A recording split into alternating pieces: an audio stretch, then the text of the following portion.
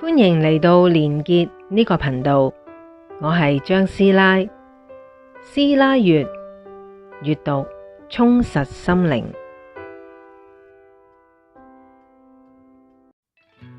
有冇試過喺最無助嘅時候，突然感受到一股溫柔嘅力量？書入面有一個核心訊息，約翰講完又講，我哋每個人從來都唔係真正孤單一人。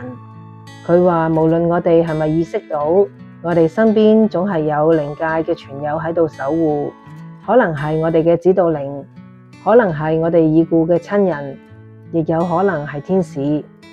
約翰提到呢啲靈界傳友唔會干預我哋嘅自由意志，但係佢哋會喺我哋需要嘅時候俾力量、俾指引、俾安慰我哋。